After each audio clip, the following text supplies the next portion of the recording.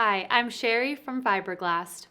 Today we'll take a look at the spray guns available at fiberglast.com. When it comes to the process of making composite laminates, spray guns are often used to apply a variety of liquids including gel coat, parting film like PVA, and primers. Many liquids can be applied by hand using a brush or roller, but we recommend using a spray gun for two important reasons. First, spray guns deliver a superior quality finish, particularly when it comes to gel coat application. When used properly, spray guns leave behind a smooth, uniform surface, free of the brush strokes and inconsistencies common with brushes and rollers. Second, spray guns build efficiency into the composite process. It's much easier and far less time-consuming to spray a large surface or repair area as opposed to covering the area by hand with a brush.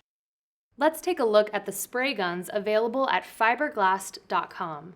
Our 20-ounce touch-up spray gun, part number 126, is built for just about any job, including new mold construction and large surface repairs. It allows you to adjust the spray width and volume for versatility among projects. Our number 120 gel coat cup gun features a unique plastic mixing cup on the back. Use the cup to mix gel coat and catalyst, simply attach it and you're ready to spray.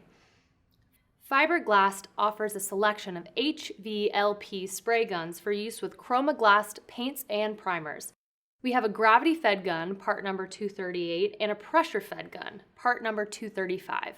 All spray guns will accommodate nozzles of various sizes, so in addition to gel coat, you can spray parting films, paint, and more.